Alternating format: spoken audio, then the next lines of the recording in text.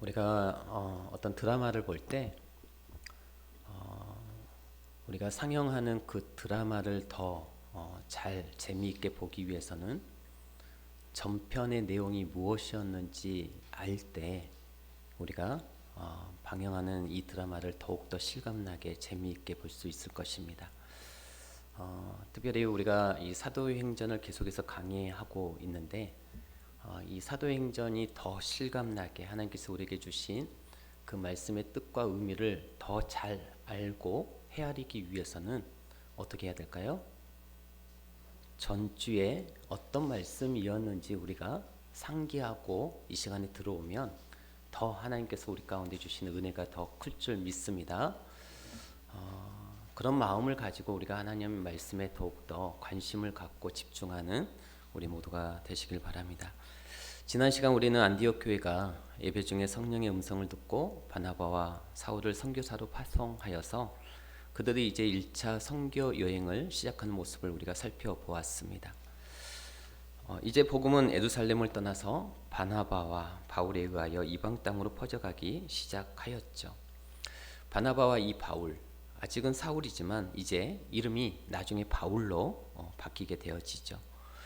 이 바나바와 이 바울은 가장 먼저 바나바의 고향인 구브로 섬으로 가서 복음을 전하게 되어집니다. 거기서 복음 전파 사역을 방해했던 바예수라고 하는 마술사도 만났고, 그리고 그 지역을 다스리던 총독인 서기오 바울, 이제 믿음을 갖게 되는 그런 놀라운 역사도 경험하게 되었습니다. 자, 우리가 이 대목에서 한 가지 짚고 넘어가야 될 것은 1차 선교 여행을 이 바나바와 바울 단둘이 했던 것은 아니라는 것이죠. 더 많은 일행이 이 바나바와 바울과 함께 하게 되어집니다. 오늘 본문 5절 말씀을 보시면 5절 끝부분에 보시면 누구를 수행원으로 두었다라고 기록이 되어 있죠. 요한을 수행원으로 두었다라고 5절 끝부분에 기록이 되어 있는데, 이 요한이 바로 우리가 알고 있는 이 마가복음을 쓴 마가 요한입니다. 바나바의 조카이기도 하지요. 근데 유대식 이름이 요한이에요. 그래서 방금 여러분 읽었던 5절 끝부분에 이 요한을 마가 요한 이렇게 나오지 않고 그냥 요한이라고 나오잖아요. 그러니까 요한이 유대식 이름이고 마가가 로마식 이름입니다. 그래서 우리가 흔히 그냥 마가 요한 이렇게 이제 부르는 거죠. 자, 이렇게 마가 요한도 1차 선교 여행 때 함께 했던 것을 우리들이 알 수 있고요. 마가 요한 말고도 또 다른 사람들이 같이 1차 선교 여행에 함께 했습니다. 오늘 본문 말씀은 13절을 보시면 13절 바울과 및 동행하는, 그 다음 뭐라고 나오죠? 사람들이라고 나옵니다. 복수죠. 그러니까 이 바울과 바나바 그리고 마가 요한 단 세 사람만 1차 선교여행을 떠났던 것이 아니었다는 거죠. 아마 좀 더 많은 동역자들이 있었던 것 같습니다. 그런데 이 시간 우리가 집중적으로 살펴보고자 하는 사람은 이 마가 요한입니다. 이 마가 요한이 1차 선교여행 도중에 하차하는 사건이 오늘 본문에 기록이 되어 있습니다. 13절 다시 보겠습니다.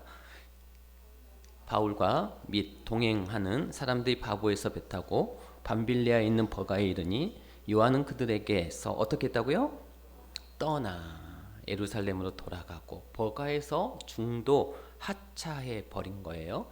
마가 요한이 그래서 예루살렘 있는 집으로 가버렸습니다. 자, 지금 첫 번째 사역지였던 구브로 섬 사역을 마치고 소아시아 남부 해안 지방인 버가에 이르렀을 때 마가 요한이 떠날 수밖에 없었던 어떤 사건이 아마 있었던 것 같아요. 그래서 마가 요한이 중도 하차하고 집으로 돌아간 사건을 지금 기록하고 있는데요. 이 사건을 우리가 지도로 한번 이렇게 보시면, 자, 마가 요한이 어디서 돌아갔는지 지금 지도를 보면은 맨 우측이 바로 수리아 안디옥 지역입니다. 안디옥 교회. 이들을 파송했던 안디옥 교회가 있는 이 안디옥 교회, 자, 거기서 구브로 섬으로 먼저 갔다라고 했죠. 자, 구브로 섬에서 사역을 마치고 그 다음에 소아시아 지역, 이 남부 지역이죠. 이 버가에서 이제 내륙 지역 본격적으로 선교 사역을 시작하는 곳인데, 거기서 마가 요한이 유턴해서 집으로 돌아가 버린 거죠. 그러니 이제 소아시아 선교를 본격적으로 시작하는 그 시점에 완전히 찬물을 끼어 얹어버린 사건이 돼버린 겁니다. 이 사건이 여러분 보통 사건이 아니죠. 보통 사건이 아니니까 성경에 기록해 놨겠죠. 그리고 실제 이 사건 때문에 마가 요한이 중간에 돌아가 버렸던 이 사건 때문에 2차 선교 여행을 시작할 때 바나바와 바울이 이 마가 요한의 문제로 심히 크게 다투게 되어집니다. 그리고 갈라서 버려요.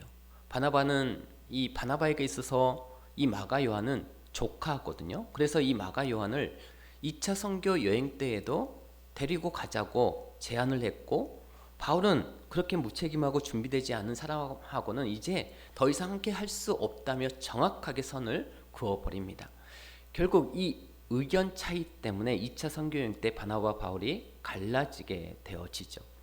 그 장면이 사도행전 15장 끝부분에 나오게 되어지는데요. 우리는 이 부분에서 먼저 이 마가 요한의 중도 하차 이유를 생각해 볼 필요가 있습니다. 왜 갑자기 이 마가가 예루살렘으로 돌아갔을까?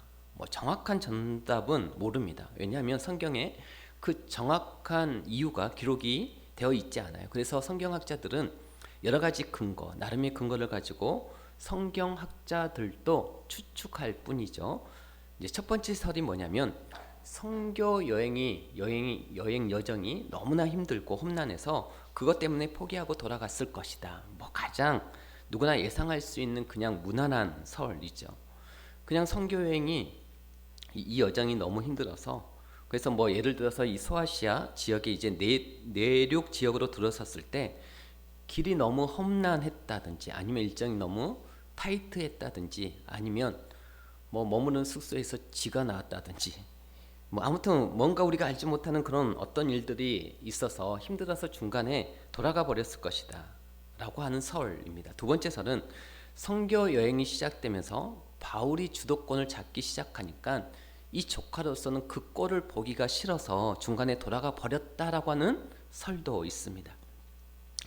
오늘 본문 말씀인 13절을 우리가 이제 말씀을 봤는데 13절 이전 12절까지는 바나바와 바울을 소개할 때 누구 이름이 항상 먼저 나왔을까요?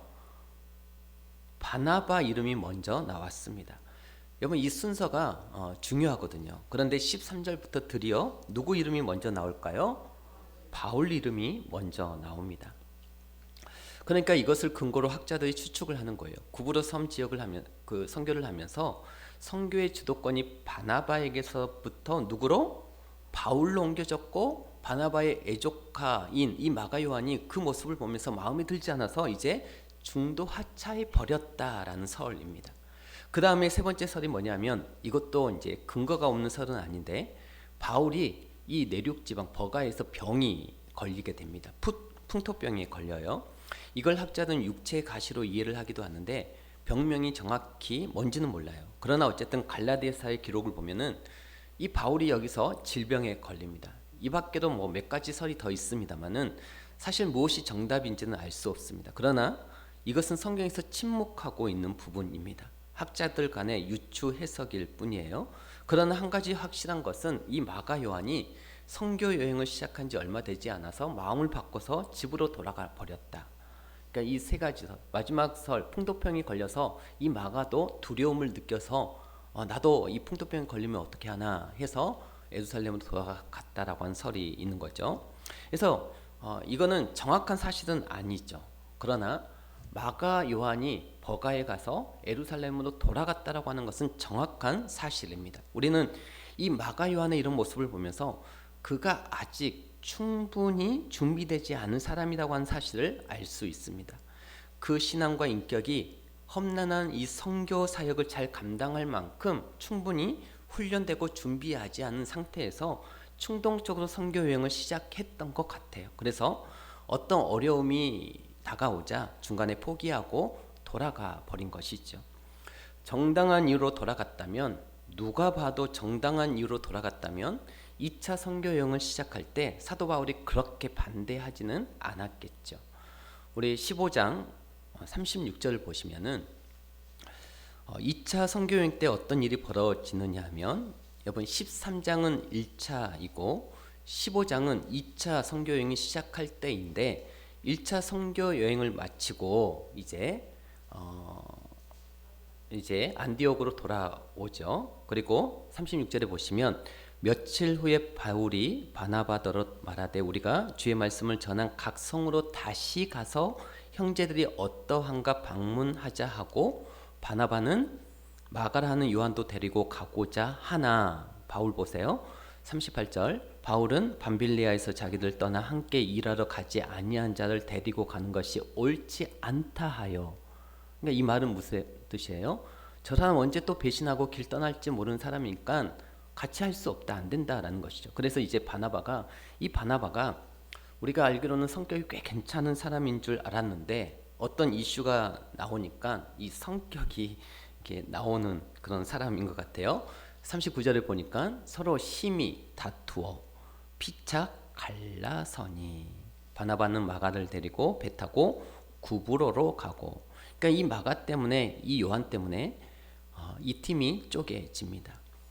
그래서 후에 갈라져 나갔고 바나바는 자기 조카니까 또 아무리 실수를 했다 하더라도 그런 전력이 있다 하더라도 그래도 사람을 끌고 가야 될 것 아니냐, 데려가자. 근데 바울은 이게 또 이 성격이 이 바울을 살펴보면 아주 칼 같은 사람이어서 안 된다. 한번 실수한 건 또다시 재범의 우려가 있다. 이거 안 된다. 그래서 안 데려갑니다. 그리고 결론은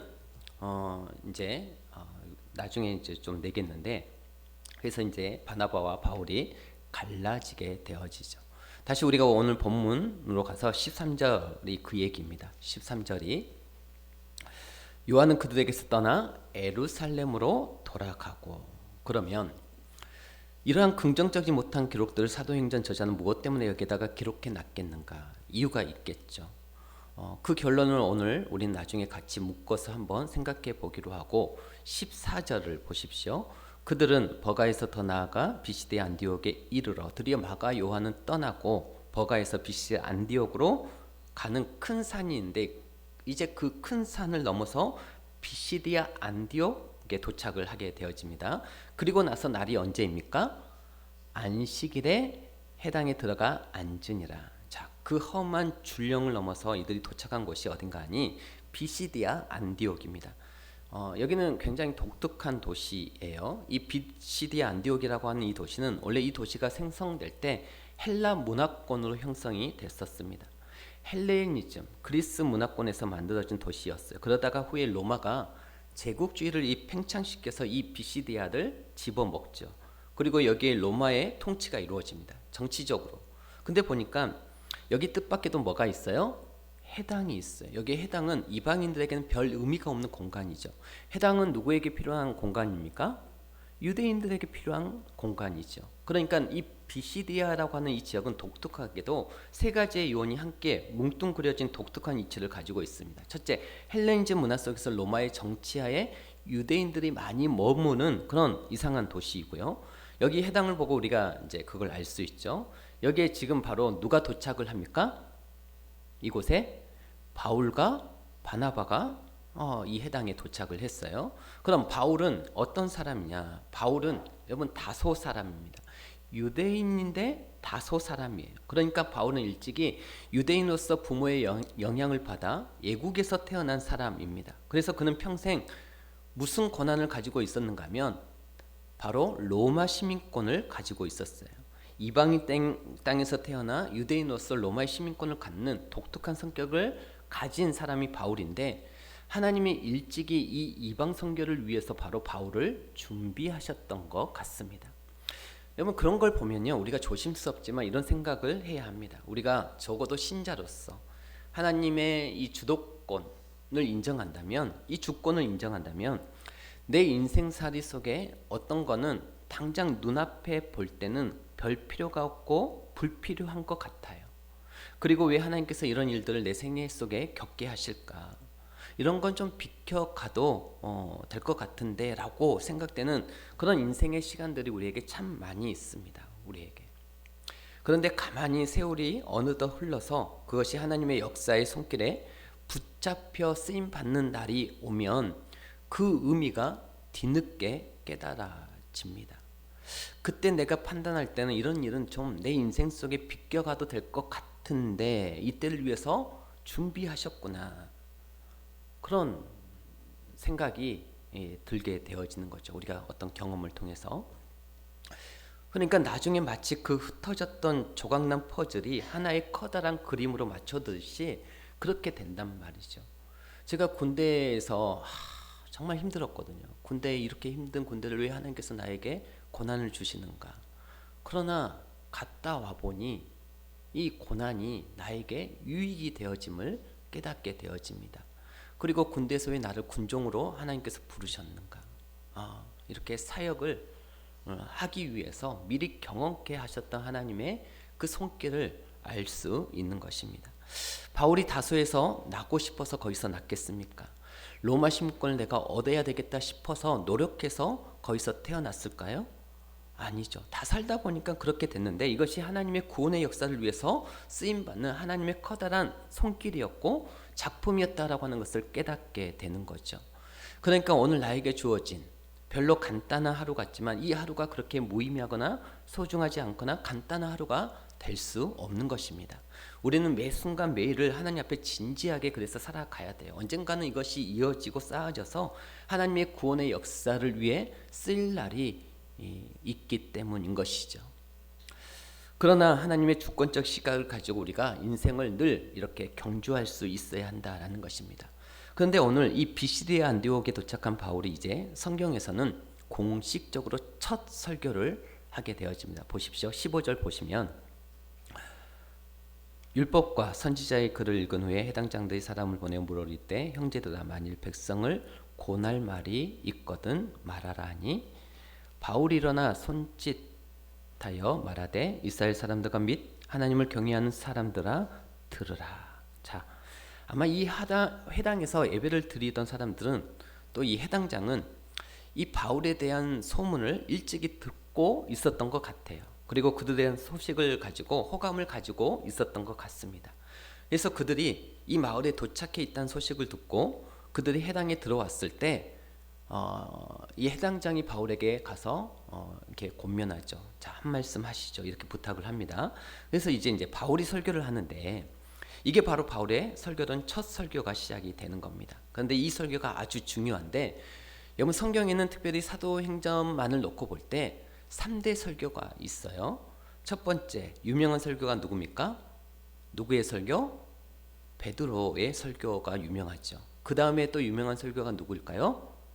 스데반의 설교. 그 다음에 바울의 설교입니다. 자, 이 세 사람의 유명한 3대 설교가 있어요. 첫째 누구라고요? 베드로, 두 번째 스데반, 세 번째 바울. 자, 이 세 사람이 있는데 바울은 이제 지금 할 거니까 내버려두고 그럼 앞에 이 두 사람은 누구라고요? 베드로와 스데반의 설교. 이 두 사람만 놓고 볼 때 여러분 베드로의 설교가 더 역동적이었어요? 스데반의 설교가 더 역동적이었어요? 제가 말씀을 드릴게요. 베드로는 한번 설교할 때 하루에 몇천 명이 막 돌아왔어요. 3,000명, 5,000명이 회개하는 역사가 일어납니다. 저도 좀 그런 설교를 좀 해봤으면 좋겠는데 막 한번 불을 뿜으면 그렇게 막 수천 명이 회개를 하고 뒤집어지고 그랬단 말이죠. 그런데 스데반의 설교는 그 설교를 듣고 몇 명이 돌아왔어요? 한 명도 돌아오지 않았어요. 그뿐 아니라 사람들이 성질이 나갔고 그 설교 듣다가 돌팔매질 해갖고 돌에 맞아 돌아가셨어요. 자, 그런데 그 후에 이제 만약에 여러분들이 하나님의 종이 되어서 설교를 할 기회가 생겼다. 그러면 누구 거를 카피하고 싶습니까? 누구 거를 카피하고 싶어요? 저 같으면 베드로의 설교를 카피하겠어요. 뭐 설교 한마디 했더니 그냥 3,000명, 5,000명이 회개하고 꼬꾸라지고 기적이 일어나고 돌아오고 아주 이런 역동적이고 파워풀한 설교란 말이죠. 그런데 스데반 설교 듣고는 사람들이 열받아가지고 돌을 던졌어요. 아무도 회개 안 했어요. 뭐 바울은 나중 일이고. 여러분 이 나중에 여러분이 하나님의 종이 되었다 합시다. 그리고 이제 설교할 기회가 생겼는데 누구 거를 카피를 할까 했을 때 베드로 거를 카피했을 거란 말이죠. 저 같으면. 그런데 오늘 이 바울의 설교는 누구 거를 카피했는가 하면 스데반 거를 카피합니다. 그 스데반이 설교하는 자리에 누가 있었다고요? 여러분, 스데반이 설교하는 자리에 누가 있었어요? 바울 자기가 있었어요. 근데 그 설교 듣고 자기도 회개를 안 했어요. 그때 자기도 이 은혜 못 받은 설교를 지금 카피하고 설교하고 있는 것이죠. 이런 역사를 어떻게 이해하시겠습니까? 이해가 됩니까? 여러분, 이왕이면 은혜 받은 설교를 카피해야 될 것 아닙니까? 그런데 자기가 은혜도 못 받은 설교를 지금 여기서 요즘식으로 말하면 재탕을 하고 있어요.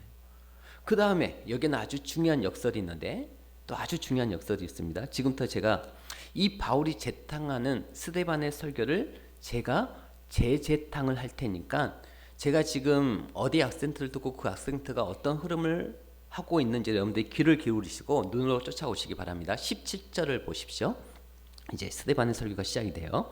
이 이스라엘 백성의 하나님이 우리 조상들을 택하시고 애굽 땅에서 나그네 된 그 백성을 높여 그 권능으로 인도하여 내사. 여러분, 택하시고 인도하여 내사. 광야에서 약 40년간 그들의 소행을 참으시고 가나안 땅 7족속을 멸하사 그 땅을 기업으로 주시기까지 약 450년간이라. 그 후에 선지자 사무엘 때까지 사사를 주셨더니, 여러분 여기서 주셨다라고 하는 말은요, 번역을 이제 주셨더니라고 했지만 원문에는 보내시고 이렇게 되어 있어요. 그러니까 사사 사무엘 때까지 어떻게 해요? 사사들을 보내시고 그 후에 그들이 왕을 구하거나 하나님이 베냐민 사람 기스의 아들 사울을 40년간 주셨다가 보내셨다가 패하시고 다윗을 왕으로 세우시고 전하여 이르시되 내가 이새의 아들 다윗을 만나니 내 마음에 맞는 사람이라 내 뜻을 다 이루리라 하시더니. 여러분, 연필 있는 분들은 거기 언더라인을 하세요. 내 뜻을 다 이루리라 하시더니.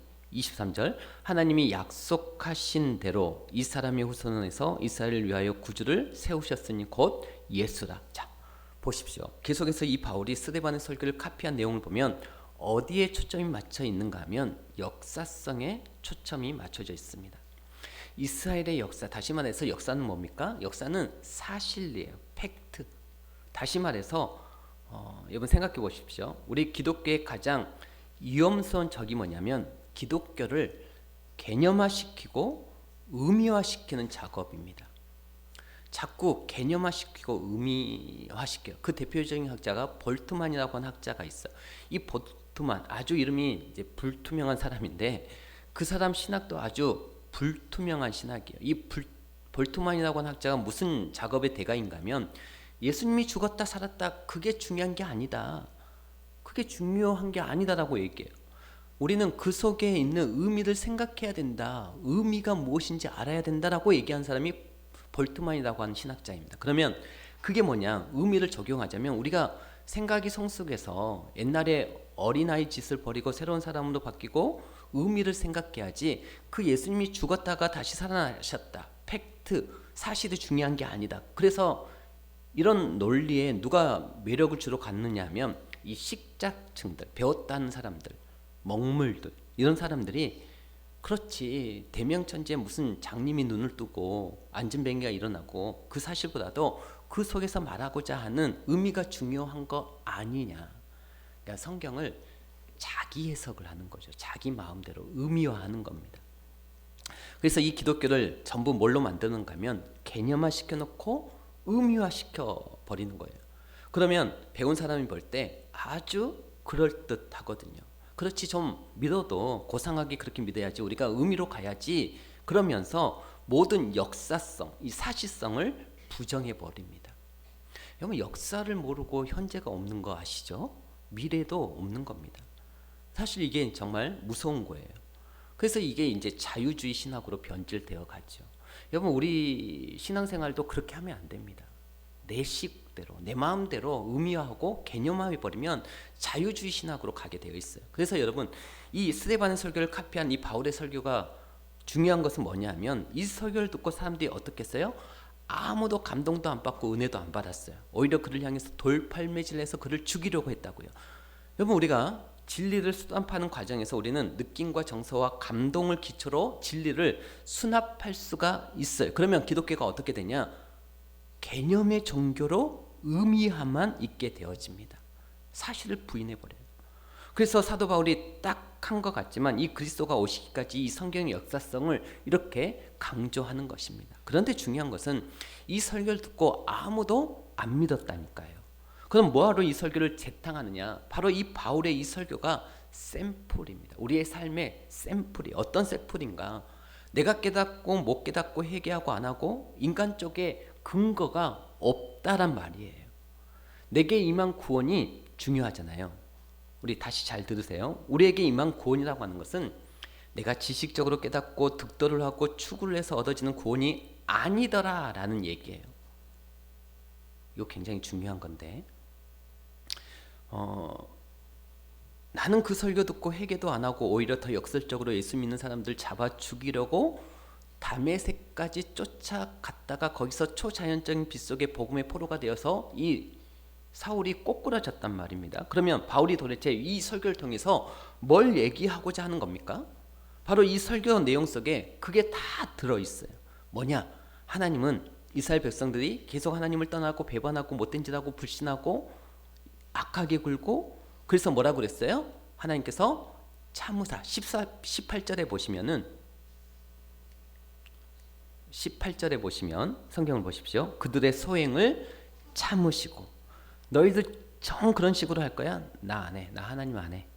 이런 것이 아니라 하나님은 그럼에도 불구하고 일관되게 이 백성들을 향한 구원의 이 당신의 역사를 계속 뚫고 가시더란 말이죠. 그들의 무지와 불신과 악한 소행과 상관없이 하나님은 예정하시고 택한 하나님의 백성들을 구원하기 위해서 일관되게 사사들 보내시고 다윗을 보내시고 계속 모세를 보내시고 사람들 보내셔서 예수 그리스도가 오시기까지 어떻게 해요? 하나님의 역사는 그냥 가고 있더라라는 것입니다. 우리의 악함과 불신을 뚫고 우리의 악한 소행을 뚫으시고 하나님께서는 그 역사는 진행하시더라라는 거예요. 진행하시더라고요. 이게 뭐예요? 복음이 갖는 능력이에요. 내가 깨닫고 내가 득도를 해서 윤리적으로 고상하게 살고 그래서 구원이 임하는 게 아니더라라는 말입니다. 그 샘플이 뭡니까? 이 설교를 하고 있는 바울이고 우리가 아니겠습니까? 이해가 됩니까? 여러분, 그래서 이 바울 자기가 듣고 나중에 회개하는 설교를 다시 하고 있는 거예요. 사람들이 하나도 회개하지 않은 설교를 재탕하고 있는 겁니다. 인간적인 조건이 없었다라고 하는 것을 이 구원의 문제에 관한 하나님은 그럼에도 불구하고 예정하시고 택한 하나님의 백성들을 구원하기 위해서 예수 그리스도를 보내시기 위해서 일관되게 그 어둠의 역사를 뚫어내고 무지의 역사를 뚫어내고 불신의 역사를 뚫고 가셔서 예수 그리스도를 이 땅에 보내시더라라고요. 그래서 여러분, 신앙이라고 하는 건 뭡니까? 히브리서 뭐라고 했어요? 히브리서에서 왜 예수를 깊이 생각하라 그랬을까요? 잘 생각해 보세요. 예수를 깊이 생각하라고 하는 말은 십자가에 죽으신 그 예수를 깊이 생각하라라는 말이에요. 그 십자가의 예수를 바라볼 때 우리가 뭘 생각하게 됩니까? 하나님이 어떤 분인가를 생각하게 되어집니다. 아니, 자기 아들을 저들의 죄값으로 다시 살리기 위해서 그렇게 예수 그리스도를 십자가에 구속하신 그런 하나님이라면 나를 구속하실 때 어느 정도의 집념을 갖고 일을 시작하겠느냐라는 말이에요. 어느 정도의 집념을 가지고. 그 집념의 가장 겁나는 표현이 십자가의 사랑인 것이죠. 이 십자가의 사랑. 나 하나를 건지기 위해서 십자가에다가 우리의 죄를 대신해서 아들을 죄값으로 기꺼이 지불하시더라라는 것이죠. 그러면 우리가 그 십자가를 생각할 때마다 십자가에 죽으신 그 예수 그리스도를 생각할 때마다 하나님이 절대 나라고 하는 존재의 꼬라지와 상태와 상관없이 이게 포기할 상황이냐라는 거예요. 아니죠. 야, 내가 너를 살리려고 어떤 값을 지불했는데 내가 너를 포기하겠냐? 라고 하는 이런 얘기입니다. 쉽게 얘기하면 우리가 그 대상에 지금 넣어져 있는 존재라고요. 그래서 이 십자가의 그 예수를 깊이 생각하라. 아들을 아끼지 아니하시고 내어주시니까 어찌 이 모든 것을 너에게 은사로 주시지 아니하시겠느냐. 그러면 그 얘기가 무슨 얘기입니까? 이렇게 복음 안에서 더 반항하고 더 왜곡시키고 인생을 방탕의 길로 몰고 가던 이 사울을 다메섹 언덕에서 붙잡아다가 결국은 무릎 꿇고야 말더라라는 것이죠. 결국은 이게 뭡니까? 하나님이 우리를 향한 무서운 진영, 여기에 소망이 있는 것이죠. 여기에 우리는 자꾸 좌절도 실패도 낙담도 어리의 근거를 둘 수 없는 존재들이에요. 아유, 내가 이래가지고 내가 이 꼬라지로 자꾸 내 쪽에 근거를 둡니다. 여러분, 신앙이라고 하는 것은 나를 근거로 실망할 자격도 없고 교만할 이유도 없는 것이죠. 하나님이 처음부터 끝까지 하시는 일이기 때문에. 오늘 이 스데반 설교를 한 사람도 회개하지 않는 설교를, 이 스데반도 자기가 회개하지 않는 설교를 다시 재탕하는 이 바울의 의도가 여기에 있는 것이죠. 나를 봐라, 나를. 바울이 하는 얘기입니다. 내가 이 설교 듣고 내가 회개하지 않았다. 그런데 하나님은 결국은 사정꽃 안에 포착된 이 영혼의 먹잇감은 포기하지 않더라. 이게 뭐예요? 복음이 갖는 능력이에요. 복음이 갖는. 그래서 우리가 소망이 있는 사람들이, 그거는 내가 그럴 가능성이 있기 때문에 소망이 있다는 얘기가 아니라 복음의 주제가 이 예수이기 때문에, 그래서 예수를 보내셨기 때문에, 그래서 복음은 믿고 깨달아가 아니에요. 예수가 필요하다. 그걸 단지 우리는 던지고 선포할 뿐입니다. 예수가 너에게 필요하다. 예수가 우리 안에 들어오면 우리 안에 새로운 인생의 깨달음이 생기게 되어진다. 우리는 근본적으로 죄인에서 출발하기 때문에 예수가 필요합니다. 하나님이 그래서 이 설교의 끝이 어떻게 되는가 보십시오. 자, 43절 설교가 이제 이렇게 끝이 나요. 43절에 보시면 우리 성경을 보십시오.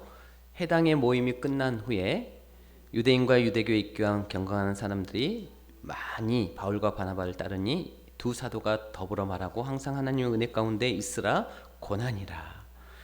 결국 바울의 모든 주제가 사실은 은혜입니다. 은혜. 하나님의 은혜로 된 존재라고 하는 것을 그렇게 강조하는 거예요. 여러분, 이 사실은 우리가 신앙생활을 해 나가는 가운데 잊어서는 안 되는 중요한 신학 중에 신학이 은혜인 것입니다. 우리의 삶이 은혜로 되는 거예요. 우리의 삶이. 때문에 여러분의 어떤 지금의 신앙의 수준, 내가 이런 모습으로, 여러분 전혀 상관없이 하나님은 하시는 분이신 줄 믿으시기 바랍니다. 여기에 다시 한번 우리가 그 은혜를 딛고 다시 일어서야 되겠다. 그 은혜가 기초가 되어서 우리가 소망이 있다라는 것입니다. 그래서 이 요한 마가가 이제 도망간 사건이 여기 등장하는 것은, 그가 도망갔다고 선교가 중단되었습니까? 아니에요. 하나님은 아세요. 사람 때문에 교회가 좌지우지 되는 게 아니다라는 것입니다. 사람 때문에 영적인 공동체가 좌지우지 되는 게 아니에요. 나중에 이 마가를 하나님이 어떻게 쓰시는가. 마가 요한도 초창기에는 도망가고 중도자하며 동역자들에게 힘이 되는 존재가 아니라 민폐를 끼치는 그런 존재였지만, 애삼촌 이 바나바의 오래 참아주는 배려와 사도 바울의 이 따끔한 충고와 그리고 이 베드로의 바른 가르침 속에서 계속 성장하여서 나중에는 이 마가복음을 쓰는 그런 사람이 되었고, 나중에는 바울에게 있어서 꼭 필요한, 없어서는 안 될 정말 신실한 도역자가 되었음을 믿으시길 바랍니다. 마가 요한은 오늘 본문의 사건으로 바울이 2차 선교 여행을 할 때 이 마가 요한도 2차 선교 여행을 했어요. 대신 바울과 함께 했던 게 아니라 누구랑 함께 했죠? 바나바와 함께 했습니다. 그리고 그때는 중도 하차하지 않았던 것으로 보입니다. 그런 기록이 아예 없어요. 그 후 마가 요한은 바울과 함께 감옥에 갇히기도 했습니다. 놀랍지요? 바울하고 완전히 이렇게 끝나게 될 줄 알았는데 그렇지 않아요. 그 이후에 마가 요한이 바울과 함께 감옥에 갇힙니다. 그래서 바울이 로마 감옥에 있었을 때 쓴 이 옥중 서신인 골로새서 4장 10절에 보니까 이렇게 나와 있어요. 나와 함께 갇힌 아리스다고와 바나바의 생질 마가와, 이렇게 기록이 되어 있습니다. 놀랍지 않습니까?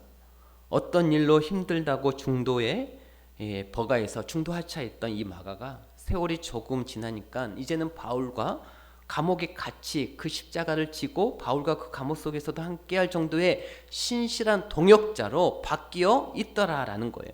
그래서 바울은 빌레몬서 1장 24절에 보니까 마가를 소개할 때 나의 동역자라고 소개하고 있습니다. 참 놀랍지 않습니까? 빌레몬서 1장 24절에서 소개할 때 수식어가 뭐냐면 나의 동역자, 자랑스럽게 내 동역자임을 밝히고 있습니다. 과거에는 함께 하기도 싫어했던 사람인데, 그리고 디모데후서 4장 11절에 보니까 바울이 이 애제자인 디모데에게 이렇게 말합니다. 네가 올 때 마가를 데리고 와라. 그가 나의 일에 유익하니라. 여러분 참 이 가슴이 뭉클해지지 않습니까? 한때는 민폐를 끼치는 그런 존재이고, 쟤는 절대 선교 같이 안 해라고 했던 그런 존재가 마가 요한이었는데, 세월이 흘러서 그의 신앙이 성장하고 훈련되어지고 다듬어졌을 때 바울이 뭐라고 했냐면 나의 일에 유익하니라. 그러니 너 올 때 혼자 오지 말고 디모데야, 마가 요한을 꼭 데리고 와. 여러분 이뿐 아니에요. 마가 요한은 베드로에게 있어서도 소중한 동역자이자 아들과 같은 존재였습니다. 베드로에게 있어서도 이 베드로전서 5장 13절에 이렇게 보니까요, 베드로는 이 마가 요한을 소개하면서 내 아들 마가라고 소개하고 있습니다.